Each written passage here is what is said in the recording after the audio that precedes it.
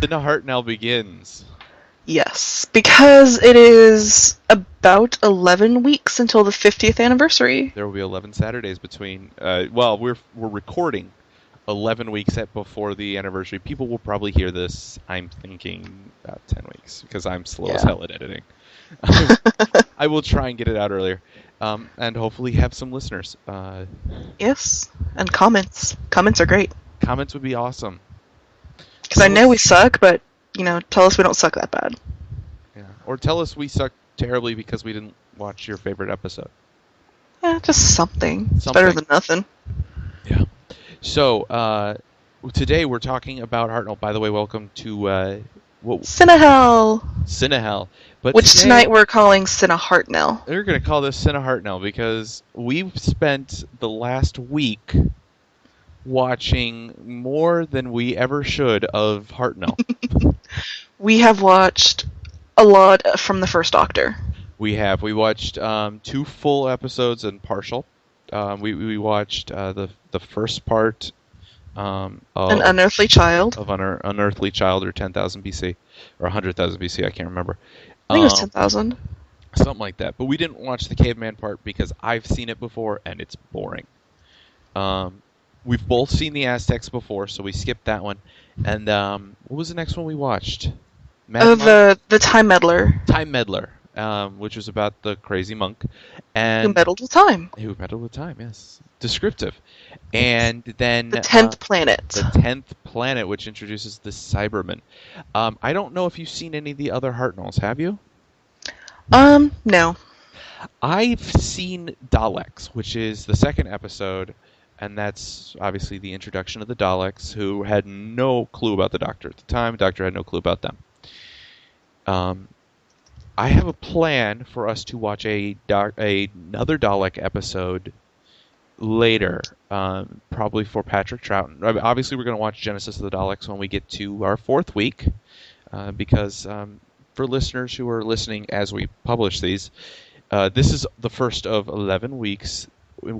Each of which we will cover a specific Doctor. Or I think we're going to go in order unless we find something stupendous in the news that forces us to talk about another classic Doctor early. Hint, hint, BBC. Yes, please. Well, even then, they've been kind of hedging it, saying, well, we haven't. But then the actor's like, well, we're not saying no. And then they're like, well, maybe. Yeah, I'd like to, but yeah, nothing really happened in the news this week. And that's... We'll get to Hartnell in a second, but let's touch on this. There was only one news item that I saw for Doctor Who. The stingers. Yes. There's going to be stingers after Atlantis. Everybody's got to watch BBC One, and obviously we're not in England. We sure sound like it, don't we? Sure, let's go with that. Yeah, so, our English accents are so good, but we're actually, both of us are from Texas. I'm not currently living there, but I wish I was. I still am. Yeah. I wish I was living there. But we don't live anywhere where we get BBC One, so we had to go online. And I'm kind of glad, because that meant I only had to spend 15 seconds of disappointment and then I could move on. Doctor Who watchers had to watch from the beginning of Atlantis to the end to be disappointed. Because they were teasing, they posted all sorts of stuff online. We're going to put out some new stingers about the Doctor. We expected like visual or something, maybe a new reveal. No, nothing. Gold text on a golden background, which made me think of all those music videos in which they're drinking lots of champagne lately. Isn't that like every single music video? There's a few. The music video is a lost art, in my opinion, so... Yeah. But which makes me wonder, why do we still have MTV is officially no longer music television, which I didn't know. Yeah, it's reality TV television now, but... Yes. But anyway. Back to Hartnell. Well, actually, I did have one other news item that I just found out before we started our podcast. I don't know how legitimate this is, but there's a rumor for Star Wars Episode 7 that they're interviewing some guy I don't really know who was in a show I've never seen for what's his name? A male part. I don't know, and it doesn't really matter because I all they said is there's 2 people that are being interviewed, and this is the only thing that's important. One's a guy same age as the woman who's going for the female part, possibly for twins. That's the hope everybody kind of has. But more interestingly, there's and there's a lot of debate about this, but there is a man who's also auditioning who is not white. And this comes as a huge shock to a lot of people. I don't know why. It's not like this is the first time a black man has been on Doctor Who. Doctor Who, on Star Wars. Yeah, I've been watching a lot of Doctor Who. Sorry. Yeah. But David Oyelowo? I don't know how to say the name. He was in The Butler and in Lincoln. Both I did not see. He's a good actor. He's really good. But he was auditioning for a part. People are shocked. I saw a lot of hate. Why are they going to be replacing a white character? It's a new movie, guys. There's I do actually have a comment on this. It's not Star Wars or Doctor Who related. One of the new crazes, or trends, whatever you want to call it, the Hunger Games trilogy, which has been, adapted into film. Mm-hmm. There's a character in the first book named Rue, who dies, unfortunately, which is very sad. There was a lot of backlash because people were offended that she was not a white girl. People were up in arms. They were just so upset. I remember that. And even in the book, it says she has dark skin. So I was like, I didn't understand why everyone was getting so upset that Rue was black. I know. Everyone from her, I think she came from the coal mining district? No. Katniss comes from the coal mining district. But they show a picture from her district, and there's a lot of dark-skinned people there. Yeah. So it was just kind of, how did you people... Then again, most people, I'm sorry to say this, they don't read the book, they just go and see the movie, and they're like, I'm such a big fan. No, you're not. Yeah, no, you gotta be really into it to consider yourself a big fan, I think. Having read the books before seeing the movie. Or at least invest yourself in some way. Yes, other than another thing that bothers me, and has bothered me since Twilight, and Twilight's actually the reason this bothers me. It has nothing to do with Twilight, really. But, when did we start coming up with teams? Twilight started the whole Team Jacob, Team Edward thing. Hunger Games now has Team Peeta, Team Gale. I was like, Gale is such a minor... Yes. I've never heard of this. People make shirts, I'm all Team Boy with the Bread, or I'm Team Gale. I'm Team I don't care. There was a comic I read a really long time ago, though. I liked it. It was for Harry Potter. I said, I'm Team Shark Boy. I like that one. Yeah, I know. The team thing, it's... No. Okay, I found the name of the other guy. The white guy who's Michael B. Jordan from Chronicle. I don't know. Oh, I know who that is. I've seen Chronicle. It was a horrible movie. Yeah, I'm not a big person for found actors. Footage. Yeah, I'm just generally not a big person for different actors, so I don't really care. I'm just I'm interested in what potential parts they're going to play, and the cool thing a lot of people are pointing out is that David, the black guy, is very similar in appearance to I can't remember his name, the gentleman who played Lando Calrissian. Oh, jeez, what is his name? I know who you're talking about. It's on the tip of your tongue. It really is. It's one of those things. Billy D. Williams. Yes. Yeah, because I always get... I don't know. I always get I always call people D. Williams instead of D. whatever their name actually is. And then the one time it comes up in a conversation, I don't remember. But yeah, he looks not exactly like him, but similar to Billy D. Williams. And Lando in the books does have a son.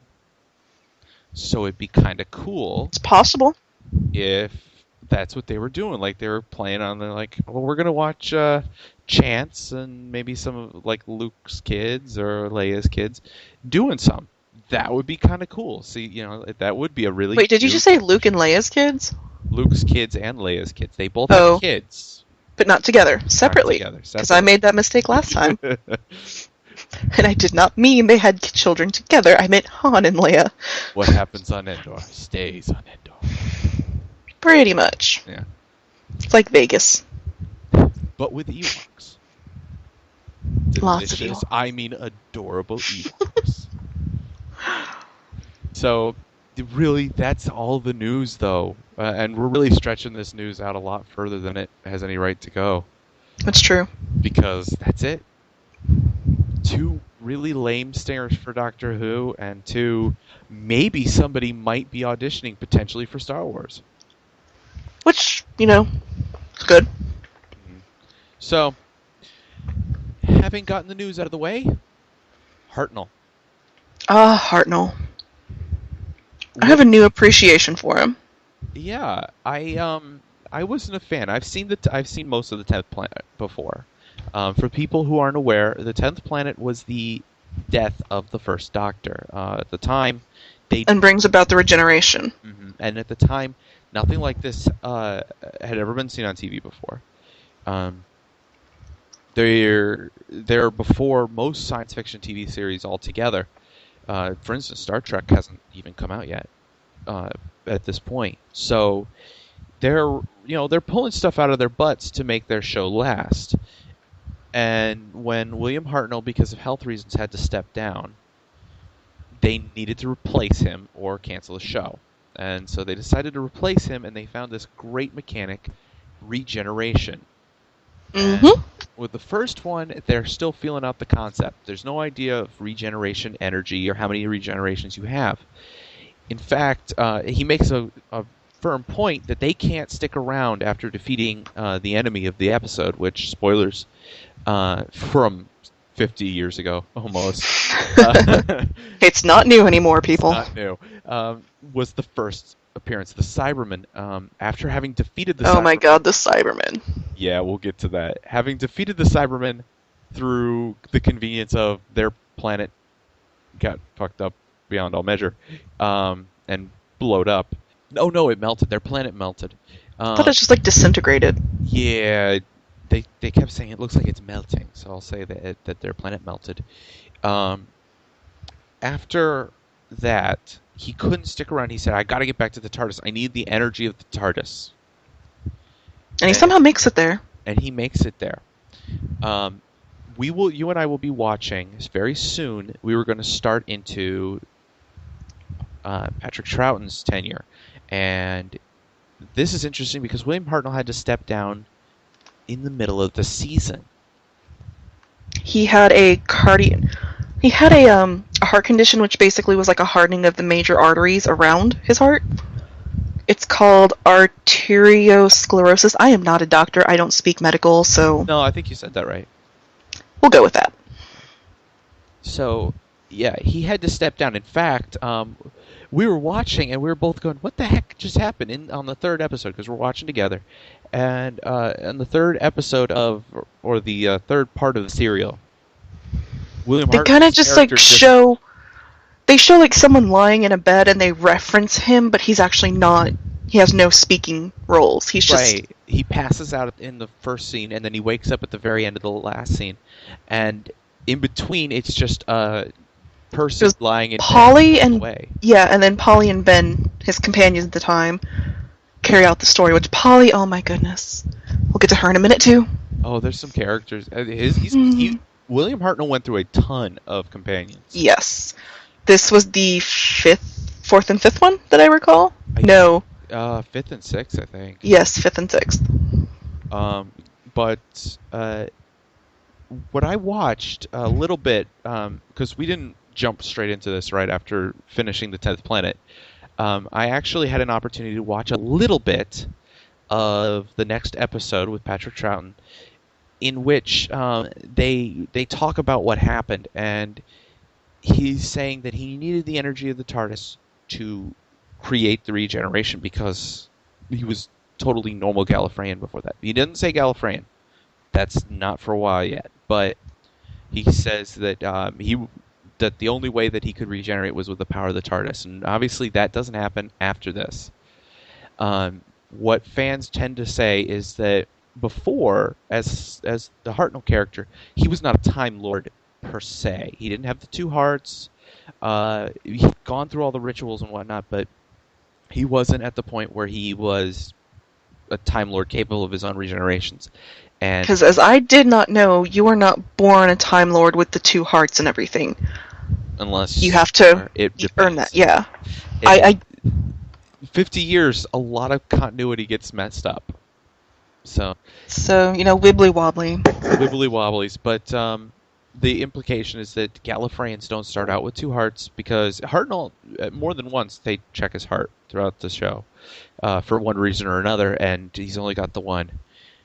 But we assume that during that transformation, he gets two. In fact, in the next episode, you'll notice that the Doctor, Patrick Troughton's Doctor, will not refer to himself as the Doctor at the start. He will refer to Hartnell as the Doctor, talking about his past life, but not referring to himself as the Doctor yet. Like he hasn't found an identity yet, as if he's gone through a major metamorphosis as opposed to just a change. So take that, people who thought that he was Omega. Anyways, that's for another day. Let us talk about some of the episodes that we have seen. Starting with let's start with the Unearthly Child, the first scene of the Doctor, almost exactly 50 years ago. Jeez, I know, it seems so. Well, it was so long ago for us. This is before we were born. Yeah. We're very fortunate that the first episode survived the burning times, because it's powerful in a way to go back. I mean, the effects aren't as good as they are now, and the effects they are kind of cheesy and they are kind of laughable. But there's something powerful in going back and seeing and again experiencing with the characters and with the audience from the 50s or the 60s what it was like to see that police box for the first time, and to see somebody go in and realize it's bigger on the inside.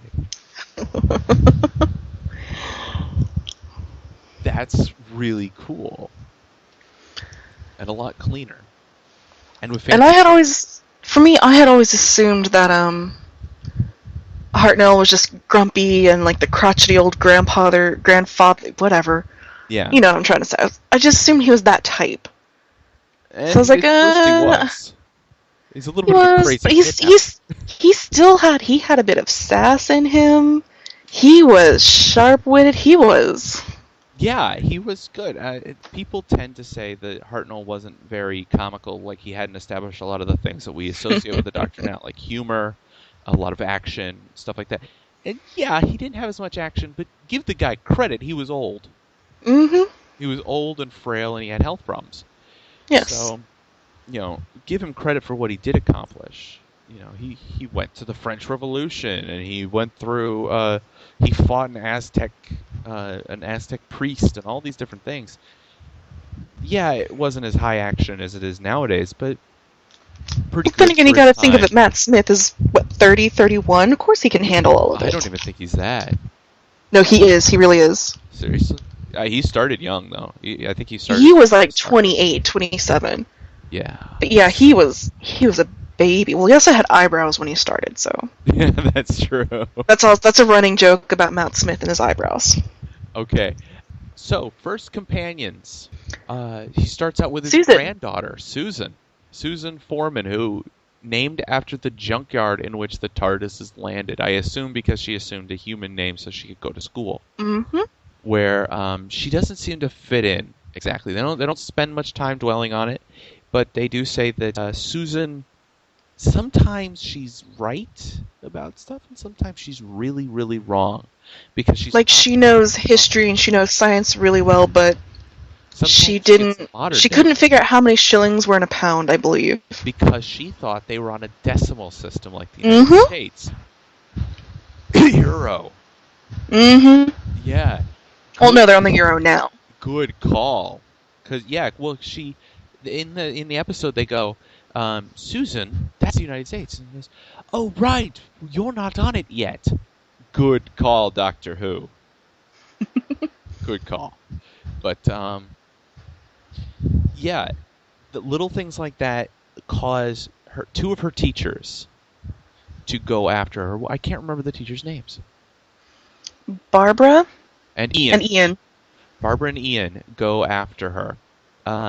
Basically, they follow her to the address that she has down when she registered for school, because they know it's a junkyard. They can't understand, where is she why actually she lives there. Well, I don't know why they assume she's going to go there, because they say, well, she can't possibly live in a junkyard. So they go to the junkyard and wait for her. I don't know. I would have followed her from school, but different time. Yeah. People were a little bit more trusting, I guess. So they wait at the junkyard. Yes, she walks right in through the gate. They follow her. And when they walk inside, there's no one there. Just a police box. Which they don't find odd at all as they keep exploring. They do comment. They're like, oh, somebody left a police box here. And that's like it. Corner. And that's it, yeah. And then the doctor comes along. And remember that little clue Matt Smith gave? Painting. They pick up a painting and look at it, but we don't know what it is. The doctor, played by William Hartnell, his very first line is, "Isn't that interesting? I haven't seen that here before." As he picks up a painting and spends the next 10 minutes inspecting it while people talk to him. Try to question him, and he's just like, no, he keeps looking at this painting. I would really like for there to be another callback, because the doctor goes to this junkyard more than once. It'd be cool if he went back and got that painting, or that painting factored in, or that particular trip to the junkyard. But we don't know. Factored in. I would like that to be, because that's factored in before in major episodes of Doctor Who, and it was cool when it did. So we'll have to see what happens with that. I just thought that was interesting. So they go in, they follow through various shenanigans. They assume that the doctor, this old grandfatherly character that they don't know, has kidnapped Susan and stuffed her into a police box. Because they hear her voice coming from inside the box. And when the door opens, they rush inside, only to be shocked that it is the bigger on the inside. Yes, a whole universe inside. And, of course, they're like, oh my god, this is strange, and they want to leave. And the doctor basically goes, not anymore, and throws them off into the distant past, effectively kidnapping his first companions other than his granddaughter. Yep. Who doesn't seem to be willing to go either. She wants to stay and keep going to school. So, yeah, he starts out a kidnapper. Good job, Doctor. But Ian and Barbara... please, the monk was worse. Oh, yeah. We'll get to that in a minute. So, we can go straight into that, I think, because by the time of Time Meddler, we both watched Aztec a long time ago. Not much to say. It's not that exciting. It's not a very exciting story. Susan becomes an Aztec goddess by accident. No, Barbara. Or Barbara. Barbara becomes... And then Susan was like her lady in waiting or something. Yeah, the handmaiden or whatever. Yeah. Basically, it's not a great episode. It's okay. It's just kind of dragged on for me, like, ugh. A lot of the early ones did, because it was meant to be more educational. And so it actually was an educational show. It meant to teach people, and now it's, yeah, now it's Matt Smith. So, going on the education, they stop by the time of the Time Meddler. Ian and Barbara have both left, as has Susan. He kind of abandoned Susan. She wanted to go with him, but he felt that bopping around the universe in his daft little box with a daft old man was the wrong thing to do. that his He granddaughter wanted her to have a normal life. deserved a normal life, and so he said, "Someday I'll be back. Yes, I'll be back." I really want him to go back. God damn it. Which, in all fairness, there's two theories on that. One, that she, quote unquote, became human and, got married and had a kid and died. The other one being that she regenerated and she's still alive. If she had a kid, that's supported by I can't remember if it's audio dramas or novels, but it's sources of indeterminate Yes. Yeah. They're just rumors, like I said. So, but it'd be interesting, and there have been several plays on the concept that she's had kids, or even a granddaughter who was the face in the TV during the big fight with the Master in Tennant's time. Mm-hmm. So we will have to see how that all plays out, and maybe in the 50th that'll come up. We don't know. But he's left her, and then Ian and Barbara, if I remember correctly, they hook up. I don't remember. But they leave together. There was something. They leave together, and so we pick up with two new companions, neither of whose names I can remember. He's just picked up the one who's like this space cowboy, essentially. And then he has a pigtail girl. And the pigtailed girl. We can't remember their names because they are not memorable. I can find it. It's just... All hail Wikipedia. And actually, TARDISpedia. TARDISpedia, yeah, that's a good one. TARDISpedia. You know what else is a great resource while you're looking that up? Shameless plug for somebody I'm not associated with in any way. Geek Crash Course on YouTube. Watch Geek Crash Course. They do a great job of covering each of the doctors. Not that we're not doing a good job either, but I mean, they have a different format, so they're really cool. Vicky and Steven. Vicky, that's right, Vicky with the pigtails, and then Steven, I didn't. Oh my goodness, they were not exactly the brightest people in the world. Vicky was okay, but Steven just got on my nerves. They were both kind of stupid. Yeah, and then so really their whole point is just to chase after the Doctor as he goes about his business of saving the world. And they constantly fail to keep up with him. That's the entirety of their purpose in The Time Meddler, which is about the first time the Doctor encounters another Gallifreyan, probably another Time Lord. He's piloting another TARDIS, this one disguised as a sarcophagus, which had the funniest way of getting inside I've ever seen. Had to crouch down and squat their way through the door. It was awesome. It was pretty funny. But that was pretty cool. The Doctor had an awesome way of locking the monk. That was the name of the Time Lord or whoever he was. Locking him out of his own TARDIS, and he said, "You're trapped here in 1066 for being a little douchebag." Basically. But one thing I thought of later, after we'd watched that episode and hung up and gone our separate ways for the night, I thought, oh my god, he left the monk without taking the neutron bombs. Oh my god, you're right. He left the neutron bazooka. The monk was going to blow up a Viking fleet using neutron bombs fired from a bazooka. Because 60s shut up. But, well, that's... Don't question it. It's the 60s. That's all I'm saying. Pretty much. Just go with it. Yeah. So he was going to fire neutron bombs, but they get some Vikings to drop the neutron bomb somewhere in the woods, and then they just left the bazooka where we're sitting on a cliff, and then they sabotage the monk's TARDIS, and then the Doctor and companions fly away. Can we talk about how he sabotages the TARDIS? Because I loved that. I did too. I thought he was stealing a component, because the monk has a newer TARDIS.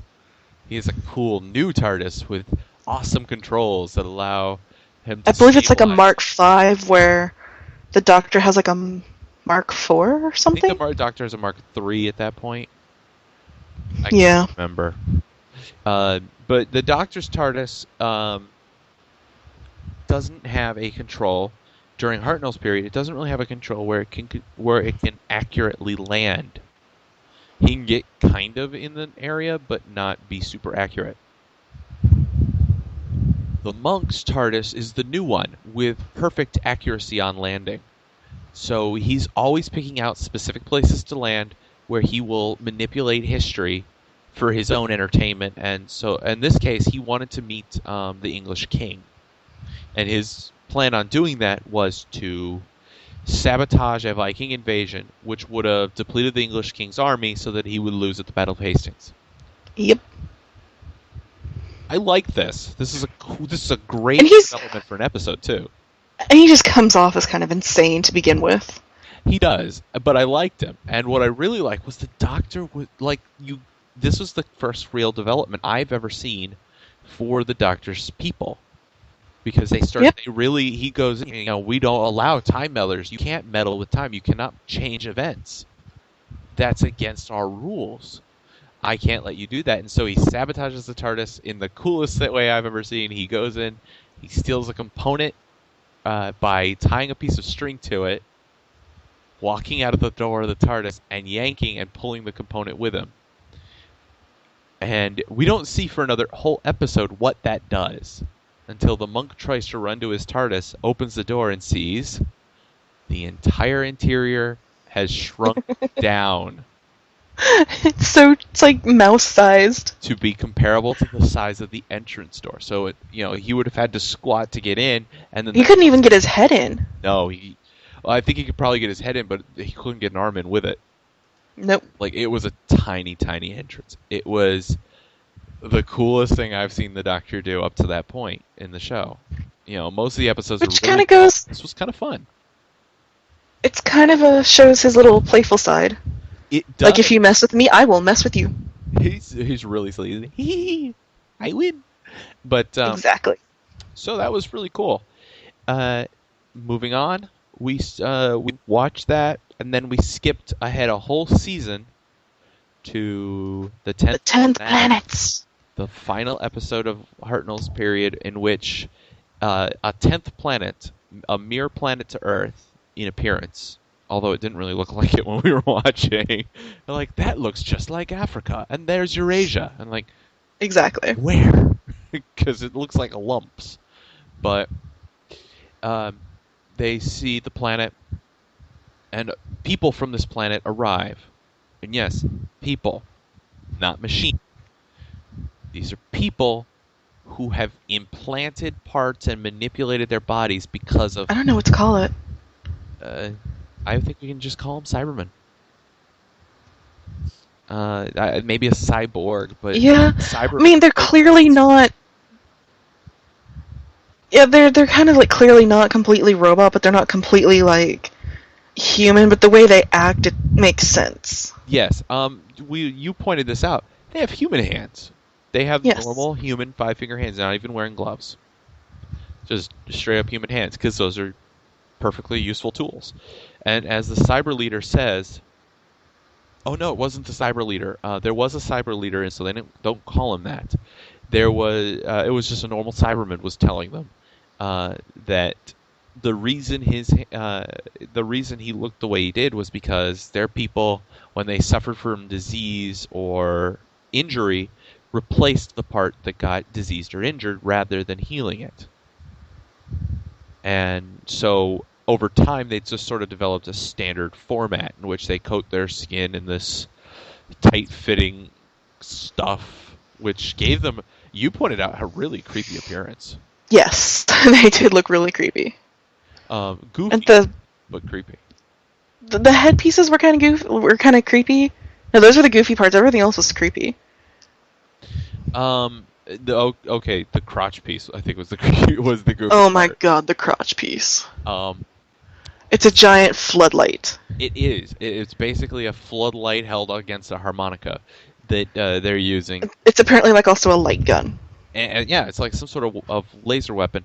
They don't have traditional gun-shaped weapons at this time. The Cybermen are just... No, apparently they have, crotch lasers. Crotch lasers, as we kept calling them, which are basically floodlights that hung from another accordion that was strapped to their chests.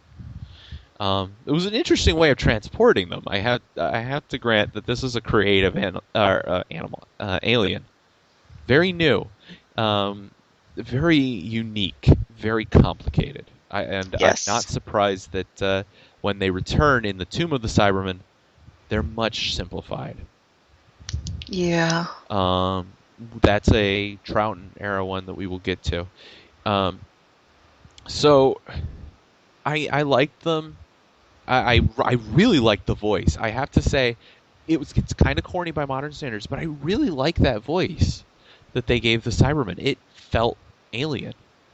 And the way they did it with there's really no way to explain it. You have to see it. How they did the movement for the voices. Like, yeah, they like throw their mouth open and the voice would just. And that's it. It was.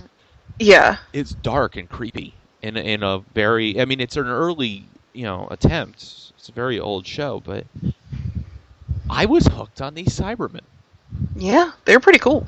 They are pretty cool, and it's hard to imagine yourself saying that about anything from the Star Trek era, but from the original Star Trek era of aliens. But yeah, they're pretty cool, just like the Daleks in Dalek, and the Dalek invasion of Earth, which is the other Hartnell episode I know of that has Daleks. I think he has a third one, but I don't remember its title.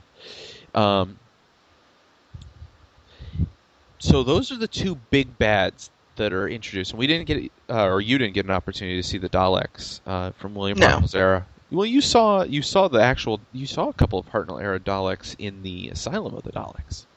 Yes, there's a few of them, but I haven't sat down and watched the whole episode. No, and Dalek is pretty good. Daleks is pretty good. Dalek is from the Ninth Doctor, but Daleks is pretty good. It's an early Dalek too. There's obviously a lot of change to come for the Daleks.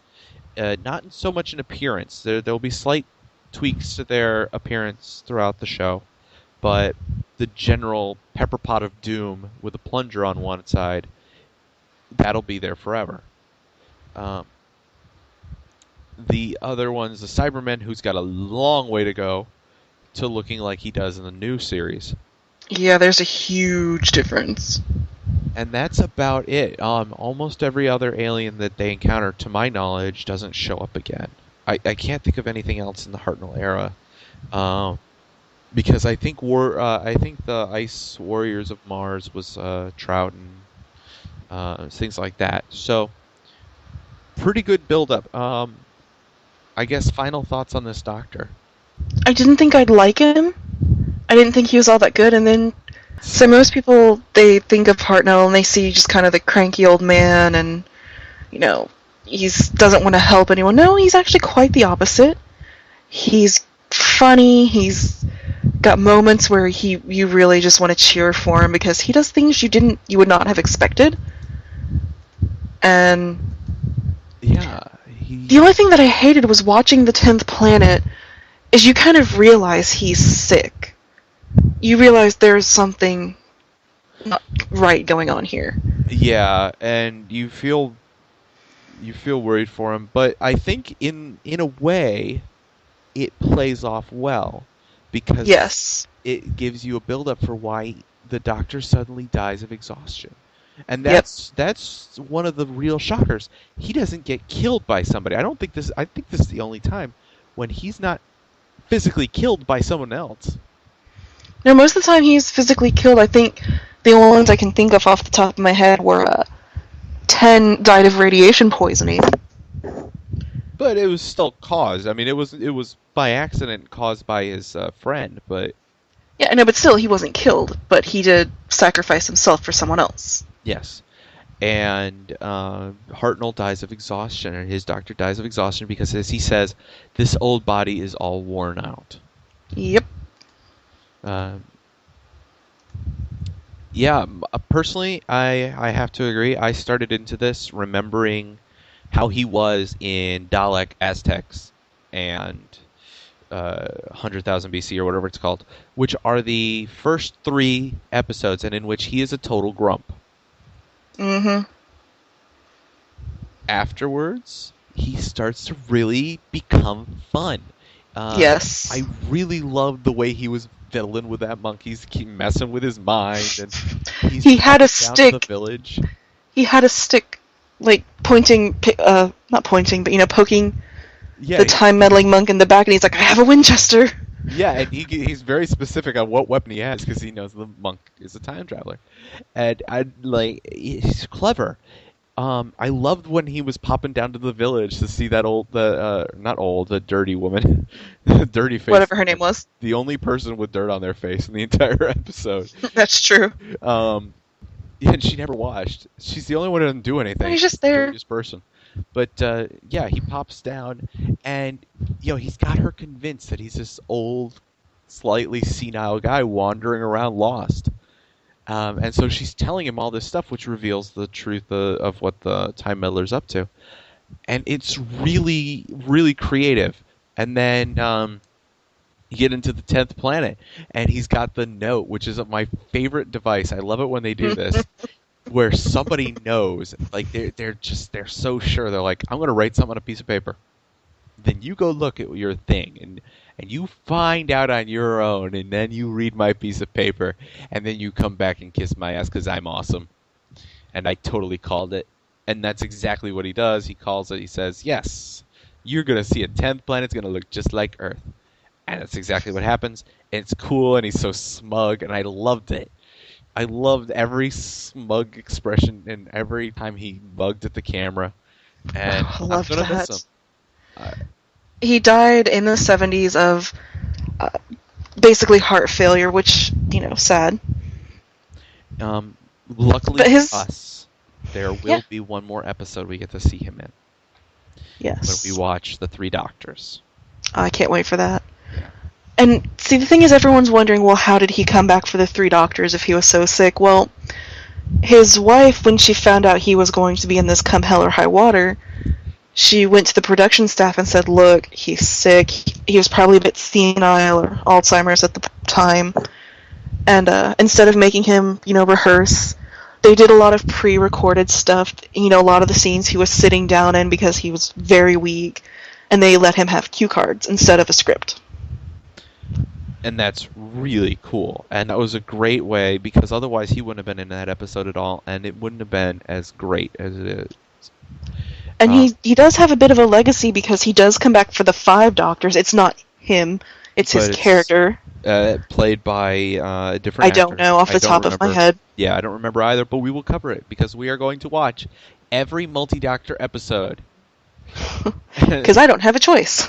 Yes, I'm forcing it upon you. We will but it's watch also them. He still comes in at later things. He makes, not him, but whenever they reference him, like in the name of the Doctor as a cameo, they not only had the different doctors walking by, but I believe they had their voices. In some cases, they actually have that moment where he and Clara directly interact. So they have old footage of him mixed with new footage of her, and basically they're kind of reminding you, this is where the Doctor came from. This man started it, and now look where we are now. It's 50 years later, and it's getting new fans every day. Young people, old people, everyone is... There's something to love in every Time Lord you see. There really is. And I'm going to miss him. I'm going to look forward to seeing him back. I'm hoping that they'll at least use his likeness somewhere. I loved in The 11th Hour with Matt Smith when they start out and they just have this great picture of him just sitting there for a second. And the eyeball comes down and he's like, who I love protects that this eyeball. world? Boom, Hartnell's image. And then they start cycling through the Doctors. It's so awesome to see all the Doctors remembered. Because they have such an important impact, both on their universe and on ours, on the real world. And something I do, may not ever happen, but this is kind of a wish of mine.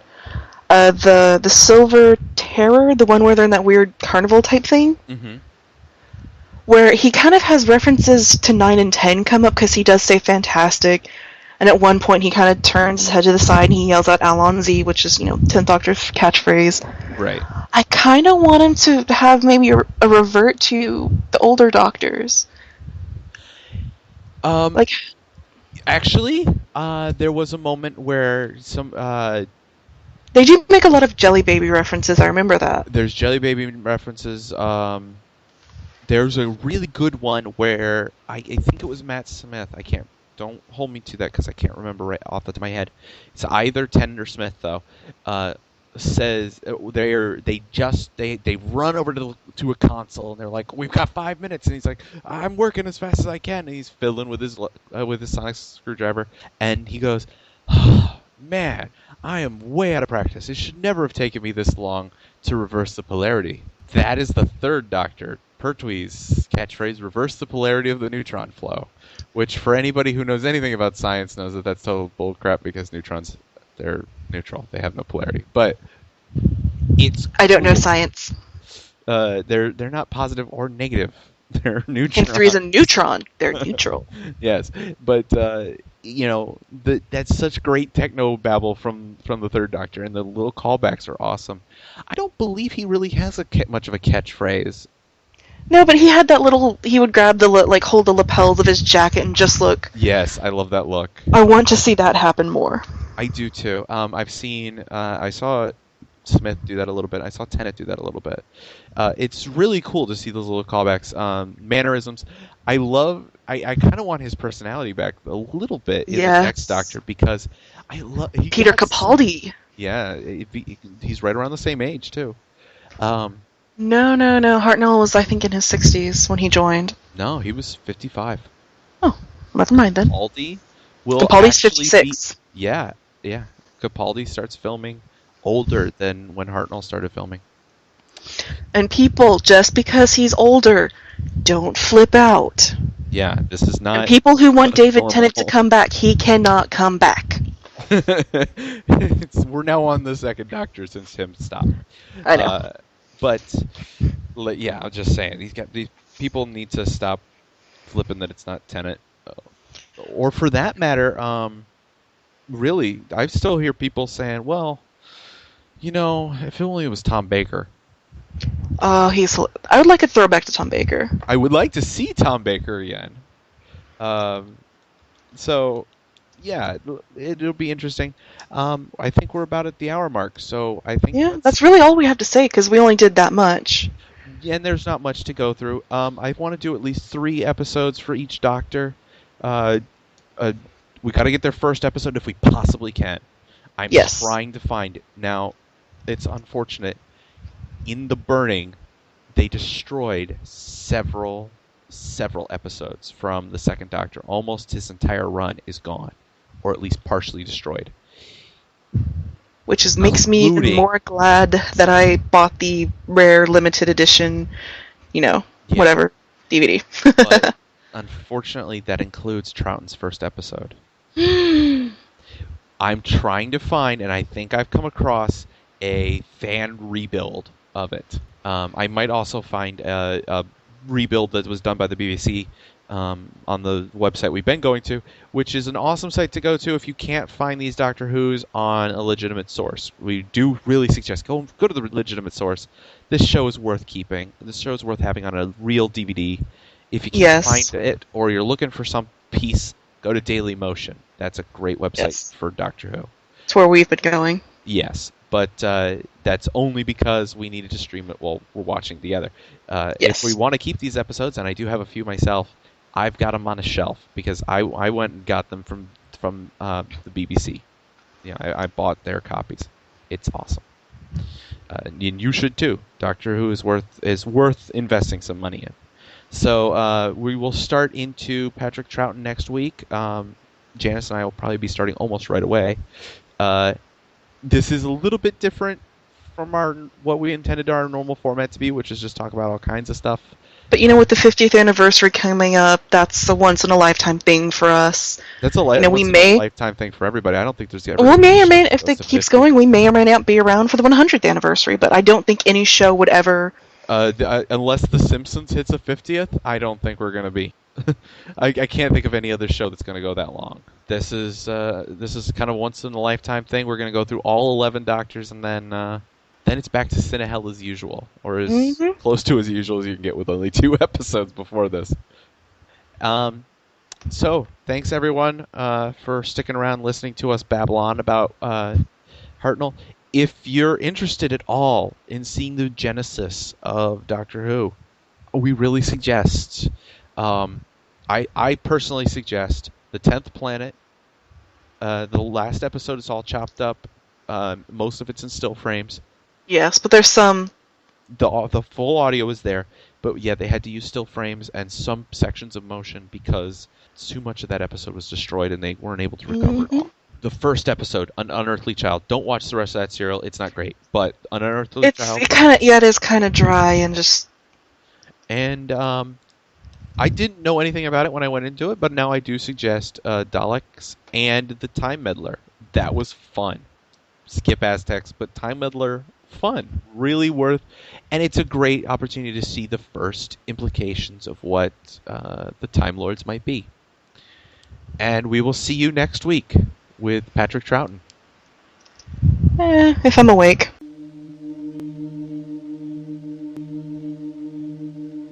During all the years I've been taking care of you, you in return have been taking care of me. Grandfather, I belong with you. Not any longer, Susan. You're still my grandchild, and always will be. But believe me, my dear, your future lies with David, and not with a silly old buffer like me.